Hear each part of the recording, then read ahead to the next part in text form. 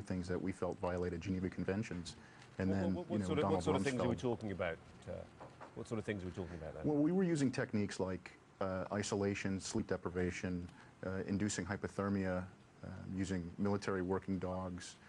We used strobe lights and loud music for sensory overload. These things are all violations of Geneva Conventions for enemy prisoners of war. But when they had the congressional hearings after the scandal of Abu Ghraib, Donald Rumsfeld said that we were following Geneva Conventions in Iraq, which clearly wasn't true, and that meant to us interrogators that we were being sort of set up. You obviously had some sort of crisis of conscience at some stage. What provoked that?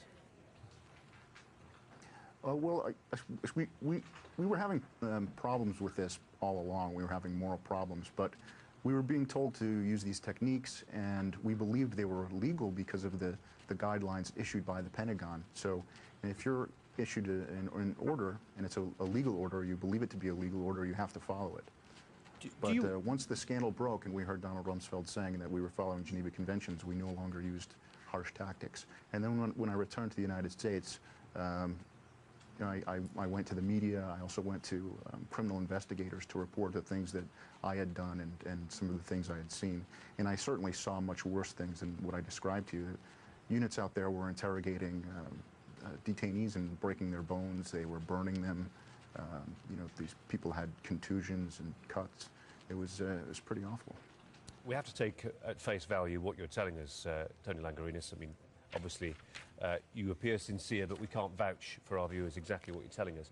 Do you ever perhaps think there may be an argument, a case for some of the coercive techniques that you've described to as sensory deprivation, sleep deprivation? For instance, I'm sure you're familiar with the argument that there may be a case sometimes if you torture someone, let's not beat around the bush, if you torture someone and they give up information which subsequently goes on to save, who knows, dozens, scores, hundreds of lives, American lives, any lives at some subsequent time, then that torture was worthwhile. Is it ever worthwhile in your view? Well, I think morally, no. I think that morally we should reject torture entirely. But if you want a practical reason not to torture, I can tell you that 90% of the people that I dealt with, at least 90% of the people that I dealt with, were completely innocent of anything. And, you know, these were people that we were using. How can you be sure of that? How can you be sure? I mean, you know, you're an interrogator, not a judge. You're right, or a mind reader. I should correct myself. We didn't have any evidence that these people had done anything. We didn't even have like a good reason to suspect that they had done anything or had information. But there was a belief in Iraq that everyone knew who the insurgents were and had information that we could use to shut down the insurgency. So it sort of justified torturing everyone, and that's sort of what was happening. I mean, I'll give you an example. One of the prisoners that I got, he was arrested at a checkpoint because he had a shovel in his trunk and a cell phone in his car, and they suspected that you could use the shovel to bury an IED and the cell phone to detonate it. That was the only evidence they had against this guy. That's not enough to arrest somebody, and certainly not enough to justify using the harsh interrogation tactics we were using. Does it change anything in your mind, though, that the harsh interrogation techniques you just described would have been much harsher under Saddam Hussein's regime, and the kinds of techniques you've described, horrific though they sound to many people in the civilized West, in Iraq under Saddam would have been far worse? Well, I don't think that mitigates our moral responsibility to not torture a prisoner. You know, in international law, torture is the only human right that you can never violate. Even the right to life is not inviolable. There are certain circumstances where you can put somebody to death, but international law says you should never torture people, and I think that should be a moral standard that we should hold. I don't think that we need to compare ourselves to Saddam Hussein. When we think back to those pictures... But if you want other practical reasons to... I'm sorry? No, carry on. Make your point. Well, if you want other practical reasons not to torture, I think that if you're trying to shut down an insurgency, it's the wrong thing to do, because you're actually fueling the insurgency. You're fueling the anger of the Iraqi people, because everybody there, they were either in custody themselves or they knew somebody, they had family members. This creates a lot of anger against us.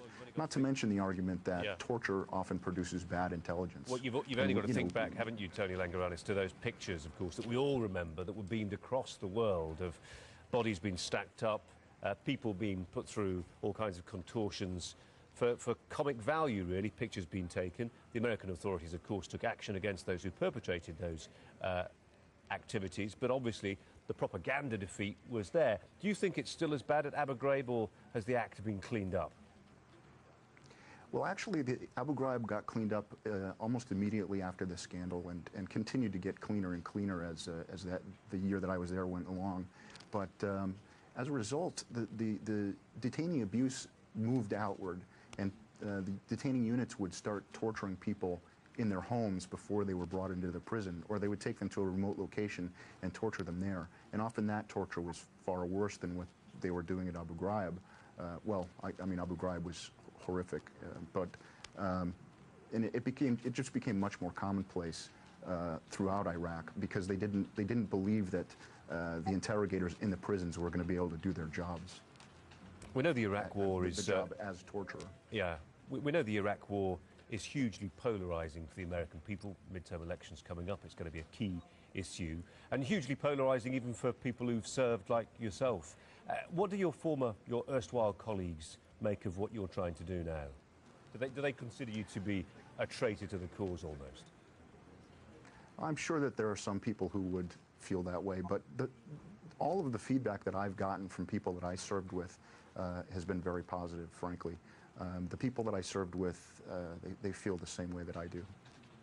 Tony Lagouranis, a former US Army interrogator. We appreciate your time. Thank you.